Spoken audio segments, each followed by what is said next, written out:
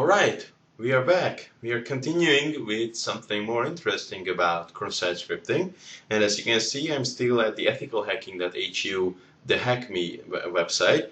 So if you missed the previous session, just don't forget to go to ethicalhacking.hu, go to Goodies, and choose the Hack Me page. So what we're gonna do now is something more interesting with cross-site scripting, and it is called the cross-site scripting shell.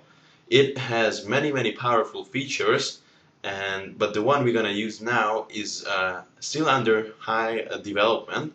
So there might be some freezes, there might be some slowdowns, there might be some unexpected behaviors, but it's still a really good example of how powerful cross-site scripting could grow if an attacker chooses to use a cross-site scripting shell. Via the cross-site scripting shell, the attacker injects a special JavaScript that will actually keep connecting back to an attacker server and waiting for its command. So the attacker server, the attacker can just enter any kind of JavaScript or any kind of other special commands for the victim computers that will connect back to the specific server and execute the command. So to set up a cross-site scripting shell and its server, we'll use Backtrack 5. But before we get to Backtrack 5, I would like to ask you for some interaction, because I don't want you to fall asleep. So I will just open up the source code of this page and go all the way down where it is searching, it is doing the form. I'm just gonna search for the OK button. So, and as you can see, we have here an input name and the type, and it's called text and so on. But I would like to ask you, if let's say we have a website, and on the website we know that there is one field that is actually cross-site scripting vulnerable, but you cannot access this field because it's a hidden field. So it's the same page, it's looking exactly the same, except the input box is not there. You just know that there is a field called the input box, but it's a hidden field. So please, if you have any solutions or ideas how you can perform a cross-site scripting attack on a hidden field, I would like to ask you to comment below, because below you have space to comment, even on YouTube. But here, people who are connected online, you can comment because we have a little chat box down there. So please comment and tell us what you think, how you can do cross-site scripting on hidden fields. Now we will change to Backtrack 5 and set up Beef. Beef is the name of the cross-site scripting shell I would like to use today. So I just changed to my VNC server and say full screen. So as you can see, I'm on the Beef website. It's called Beef, or the Browser Exploitation Framework. It's a really powerful tool written in Ruby, and as you can see, the activity is really high. People and developers are working hard on this project every single day, so we can expect really good results, and that is good news for the attackers and bad news for us system administrators. So keep an eye on Beef, because you would never expect what kind of stuff you can get into. So what I'm gonna do is change here, which is a Wikipedia page from the Beef wiki, and it's telling me how to install Beef in Backtrack 5, and I would like to ask you to follow me in this doing this step-by-step tutorial by installing Beef, but not exactly copying what's happening, what is written here, because I tried it and there are some problems with it. So I would just ask you to follow me. So I would just change to my root shell, and first of all I would like to get the latest development version of Beef, and doing this by doing the svn checkout command. And as you can see, I copied it to the cloud, so you can see it, people out there, or you can see it. I would just make it a little bit bigger. Configuring profiles, edit this profile and appearance, and we need bigger text. Let's say 12.5. You can see that probably. Okay. Now we have to specify a folder which to clone the development tree and call it Beef. It takes a while, and I already did it, and because this is just a short video demonstration, I will just fast forward now. So let's assume that I already did that and cloned the latest development tree of Beef to my computer into the Beef folder.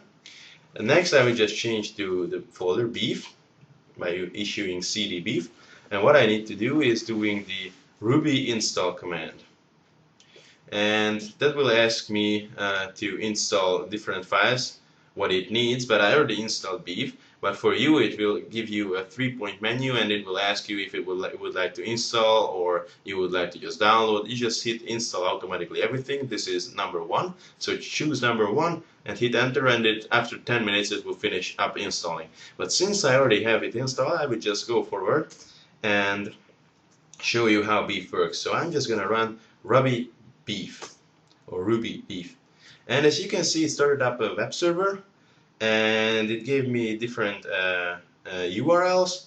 And what happens here is beef started up a web server, and I can administrator this web server, which is actually a cross-site scripting shell server, via a web interface. So to do that, I will just open up another console and figure out the IP address of this machine. It should be, oh yeah, so it's 172.16.0.89. So I'm just gonna switch back to my Windows computer and open up a browser. So I ran 172.0.89 and the port was 3000, and I need 16 here. 16.3000,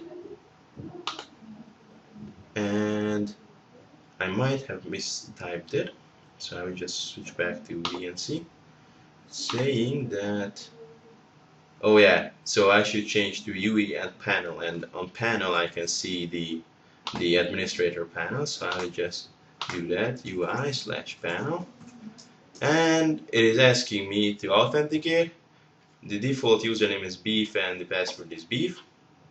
So once you are in, you can see this is the control panel of beef, the cross-site scripting shell server. Now what we have to do is inject the JavaScript into a victim folder, and using this JavaScript will actually take care of the rest. So we will be just able to use this nice to the UI to actually hack the victim.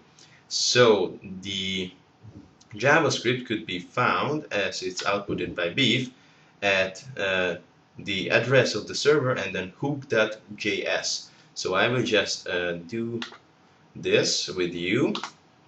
So copying the server, and now I'm gonna inject it here by doing the same we did before, but for the source I'm gonna specify the hook.js instead of the iframer.js, which I did in the previous presentation with you. So it's called hook.js, and closing it up, and then closing the script tag.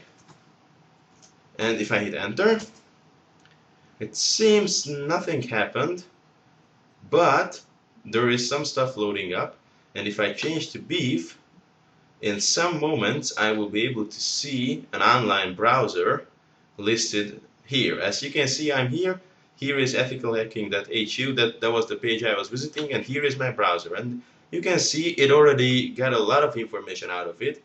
It was looking at the ethicalhacking.hu page. It's running Windows 7, Firefox, Firefox 5, and so on. But if I change the commands, here we will just see the full potential of beef. As you can see, there is a lot of different modules in it, and it's divided by, for example, browser modules. And then you can just detect install plugins, the browser type. You can rewrite links. You can redirect the page.